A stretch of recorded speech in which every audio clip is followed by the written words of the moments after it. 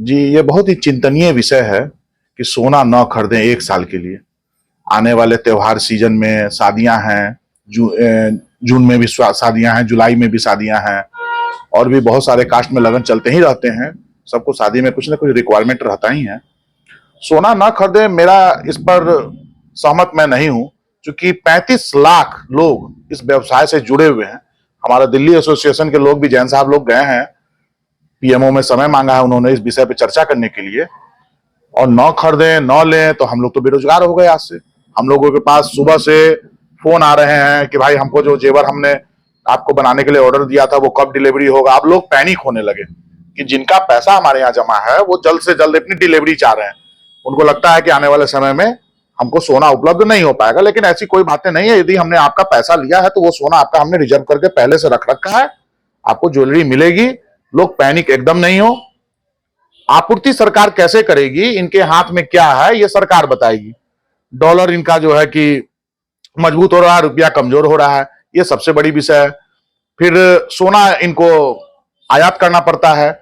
इस कारण से भी सरकार चाह रही है कि डॉलर का बोझ हमारा कुछ घटे, सोना, क्रूड ऑयल इनकी खपत कम हो देश में। इस पे मोदी जी का फोकस है, बहुत अच्छी बात है। परंतु हमारे जैसे दुकानदार लोग कहां जाएंगे, इनकी भी चिंता उनको करनी चाहिए। आखिर 1 साल तक क्या हम पेट बांध कर रहेंगे, मुंह पर ताला लगा लें, कुछ नहीं करें, कुछ नहीं खाएं? मेरे कारीगर भाई क्या करेंगे सो बताइए। हमसे जो नीचे का तबका है वो क्या करेगा? ठीक है, हम सोना नहीं बेचेंगे, हम चांदी बेच लेंगे, कुछ भी बेच लेंगे, आर्टिफिशियल बेच लेंगे।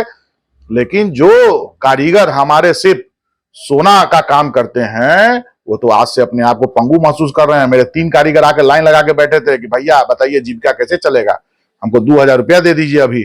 पहले हमको कोई काम नहीं है, कोई मतलब मेटल तो ऐसे ही महंगा है, मेटल का कारोबार पहले से भी प्रभावित हो रहा है, भारी माल बनना बंद हो गया है, रिक्वायरमेंट खत्म हो चुका है।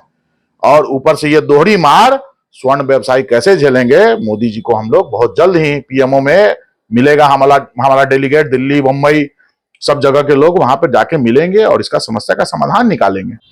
अभी ऐसी कोई बात है नहीं। कल एक राजनीति के मीटिंग में वो हैदराबाद में एक भाषण के क्रम में ऐसा उन्होंने बोला कि 1 वर्ष तक आप लोग पेट्रोल डीजल का कम उपयोग करें, साथ में सोने का भी खरीदारी अपने कम करें, जेवर की खरीदारी कम करें। देखिए, सोना खरीदना कोई मतलब ये एक इन्वेस्टमेंट है। ये हमारे पूर्वज के समय से चलता आ रहा है कि शादी में आप शादी 50 लाख का कर लीजिएगा और शादी के कल होके जब पीछे मुड़ के देखिएगा तो जितने का गहना खरीदे हैं उतना ही गहना का पैसा बच जाता है। नहीं तो 1 करोड़ रुपए आप शादी में खर्च कर देते हैं और बचता आपके पास क्या है? ये एक घर की पूंजी है। ठीक है, सरकार को कुछ प्रॉब्लम है इससे, उसको पूरा करने के लिए उन्होंने बोला है कि डॉलर का रेट भागा जा रहा है और रुपया कमजोर हो रहा है, उसके क्रम में आप लोग सोने की खरीदारी नहीं कीजिए। लेकिन इस व्यवसाय से जुड़े हमारे जैसे, सिर्फ हम ही नहीं, हमारे जैसे लाखों लोग इस व्यापार से जुड़े हुए हैं। एक दुकान अगर खुलती है तो उसके पीछे हमारा परिवार के साथ साथ हमारे यहाँ जितने लोग काम करते हैं उनका भी परिवार चलता है। एक स्टेटमेंट देने के पहले हमारे माननीय प्रधानमंत्री जी को ये भी सोचना होगा कि इस व्यापार से जुड़े हुए लोग कहाँ जाएंगे, क्या करेंगे। उस पर विचार होने की ज्यादा आवश्यकता है। ठीक है, अगर देश के हित में कोई बात होगा तो सब लोग साथ में खड़े रहेंगे, लेकिन इस व्यापार को आप सीधे सीधे एक शब्द में कहिएगा कि ये काम न करिए, ये कहाँ तक श्रेयस्कर है और कहाँ तक ये चल पाएगा, इसको भी देखा जा सकता है। क्या शादी कीजिएगा बिना ढोलना और मंगलसूत्र के? ऐसा भी होता है। जो एक प्रथा बनी हुई है कि ढोलना के बगैर शादी नहीं होगी, तो क्या सोना नहीं खरीदेंगे? ऐसे ऐसे बोलने से ये चीज नहीं संभव है। मोदी जी के द्वारा जो अनाउंस किया गया है कि 1 साल तक सोना की खरीद बिक्री न करें, इसको एज ए दुकानदार आप कैसे देखते? इससे तो हम लोगों का बहुत भारी संकट समस्या हो जाएगा। जो बाहर से कारीगर लोग आए हुए हैं 1 साल तक नहीं लेंगे तो खाएंगे क्या, कमाएंगे नहीं तो खाएंगे क्या। और जो गरीब तबके के मजदूर लोग हैं जो बाहर से आके यहाँ काम करते हैं उन सबको लौटना पड़ेगा, जिससे व्यापार का क्षति होगा और इससे बहुत ज्यादा नुकसान होगा। तो आपको आपके मुताबिक क्या ये सही डिसीजन है या गलत है, इसको कैसे लाना चाहिए?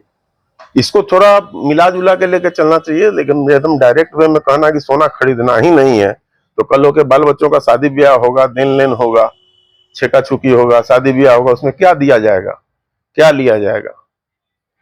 इससे तो सारा प्रभावित हो जाएगा ना। मोदी जी अनाउंस किए हैं कि 1 साल तक सोना नहीं खरीदिए, आप सराफा संघ से जुड़े हो, जी। क्या कैसे देखते हैं? हम लोग के लिए तो बहुत ही क्षति का बात हो गया। मोदी जी जो ये बोले हैं, ये 35-40 लाख जो इतना व्यापारी लोग है, कारीगर है, सब छोटा लोग है, गरीब लोग है, ये लोग कहाँ से खाएंगे? इनका दूसर कुछ उपाय बताते कि नहीं ये घरे का माल बेचिए, चाहे अपनी ये कीजिए।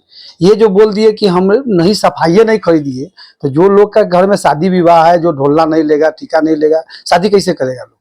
और हम लोग का रोजी रोटी कहाँ होगा? इतना स्टाफ है, कारीगर है, हम भी संघ का नौकरी कर रहे हैं, तो हमारा तनख्वाह कहाँ से मिलेगा? ये तो ये सबका रोजी रोटी का सवाल हो गया। ये तो बेरोजगारी बढ़ जाएगा पूरा देश में, तो बहुत अनिश्चितता का माहौल हो जाएगा।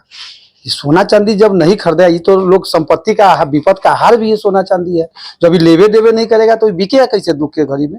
हमारा मान लिया बेटा का इलाज कराना है, ऑपरेशन कराना है, चाहे किसी का फीस भरना है, तो ये न बिकेगा न खरीदाएगा तो लेगा कौन? सोना चांदी होगा क्या फिर? इससे तो हम लोग मर जाएंगे पूरा समाज। और जो छोटा तबका का कारीगर समुदाय है, जो बंगाल से लेके यूपी तक जहाँ तक भी है, ये बंगाल में अभी जीते हैं चुनाव, और वहाँ का कारीगर सब यहाँ ड्यूटी कर रहा है, नौकरी कर रहा है, सब सामान बना रहा है। अब सोने नहीं मिलेगा तो बनाएगा क्या? तो खाएगा क्या? जाएगा कहाँ वो? सबसे बड़ा बात है कि रोजी रोटी का सवाल है ना। रोजी रोटी कहाँ से आएगा? हम लोग को क्या देंगे? वो कोई रोजगार बता दे, उसके बाद चाबी ले ले। जीएसटी भी तो हम लोग दे रहे हैं ना। सारा इनका 100 इनकम का स्रोत सोना चांदी से उनका है, तो फिर टैक्स कहाँ से जाएगा? उनका कैसे चलेगा साम्राज्य?